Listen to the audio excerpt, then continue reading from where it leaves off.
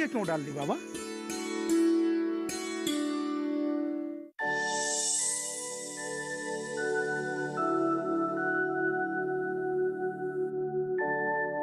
इसका उत्तर मैं तुम्हें देता हूं।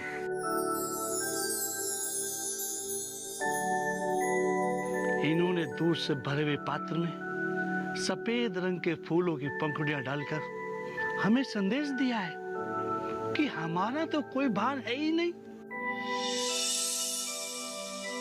जिस प्रकार दूध से भरे हुए पात्र में फूलों की पंखुड़ियां ऊपर तैर रही हैं, उसी प्रकार यहाँ हमें कोई स्थान नहीं चाहिए।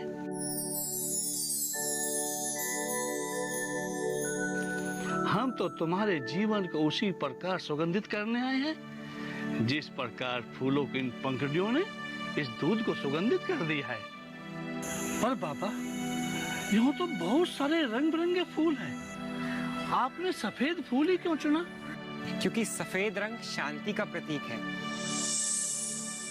और शांति तभी स्थापित हो सकती है जब बंधन टूट जाए, प्रेम और मिलन का वातावरण स्थापित हो, घर, गांव और राज्यों की सीमाएं ना हो।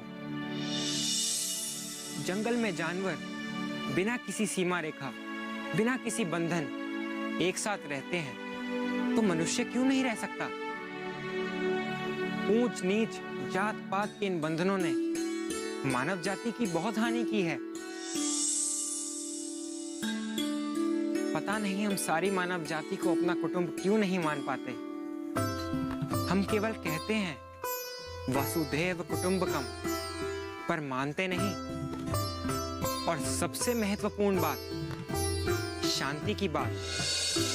शांति का प्रस्ताव केवल बलवान ही दे सकता है। निर्बल कभी शांति की बात नहीं करते।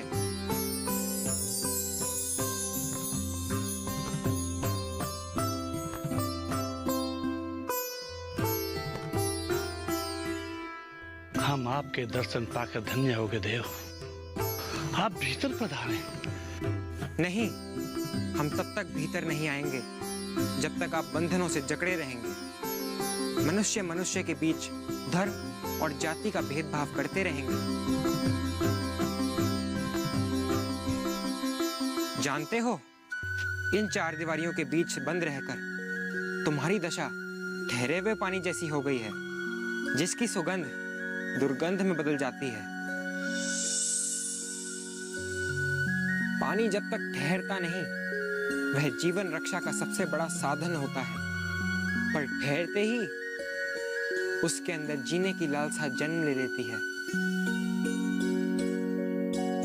और वही जीने की लालसा उसे नीचे की ओर और नीचे की ओर धकेलती रहती है। धन्य हुआ देव, आपकी बातें सुनकर धन्य हुआ।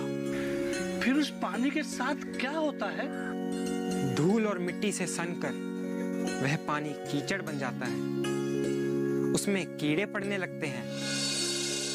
वह पानी जो कभी जीवन की रक्षा का सबसे बड़ा साधन हुआ करता था, वो अब जीवन का शत्रु बन जाता है। लोग उससे बचकर, लांघकर निकल जाना चाहते हैं, और फिर भी उस कीचड़ जैसे पानी की जीने की आस नहीं छूटती। उसमें जमे रहने, बने रहने और पड़े रहने की उसकी जिद अहंकार में बदल जाती है। जीवन में कोई पुण्य किया होगा जो आज आपके दर्शन मिले। इतना और बताइए, मनुष्य को कैसा जीवन जीना चाहिए? अग्नि जैसा जीवन। अग्नि जैसा जीवन? हाँ, क्योंकि अग्नि को कितना भी नीचे करके जलाओ, उसकी लौ ऊपर की ओर ही उठती है, और ऊपर उठती अग्नि परमात्मा में विलीन हो जाना चाहती है। अग्नि की यही विलीन हो जाने वाली भावना उसके निरहंकार का प्रतीक है। इसी कारण संसार ने हमेशा अग्नि को साक्षी माना। अग्नि परीक्षा को ही सत्य माना गया। पूजा के समय भी दीप रूप में प्रज्वलित अग्नि वास्तव में पुजारी की पूजा का साक्ष्य है।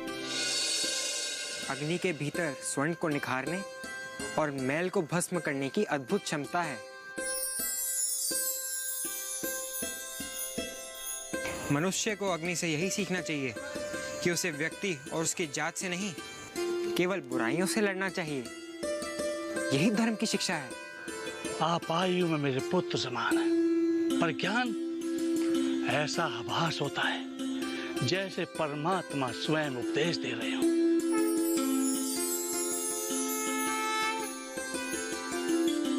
आप मुझे अपने शरण में ले लीजिए भगवान, मुझे गुरु दीक्षा दीजिए गुरुदेव। नहीं, मैं तो स्वयं ही शिष्य हूँ।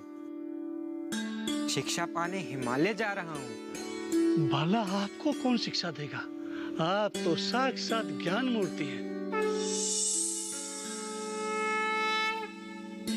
मेरे गुरुदेव ने कहा था कि एक दिन तेरे द्वार पर कोई युवा सन्यासी आएगा जिसके दर्शन पाकर तू आवागमन से मुक्त हो जाएगा।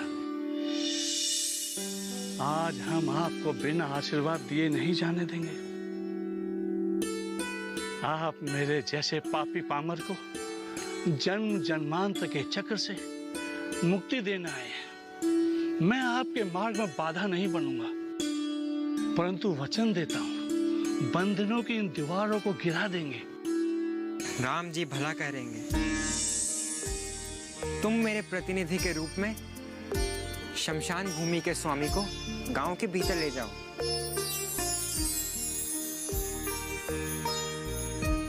और ये बात हमेशा स्मरण रखना कि कोई केवल इस कारण महान नहीं होता कि उसने ब्राह्मण, क्षत्रिय अथवा वैश्य कुल में जन्म लिया है। मनुस्मृति भी यही कहती है, मनुष्य जन्म से नहीं कर्म से श्रेष्ठ बनता है। जन्म से सब शूद्र होते हैं, पर उत्तम संस्कार और शिक्षा उन्हें श्रेष्ठ बना देती है। हम सब ने यही पढ़ा था, परंतु गढ़ा कभी नहीं, अपनाया कभी नहीं, माना कभी नहीं।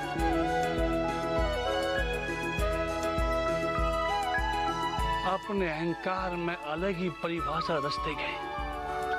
अब ये भूल नहीं होगी। आपसे पहले मैं अपने इस मित्र से क्षमा मांगता हूं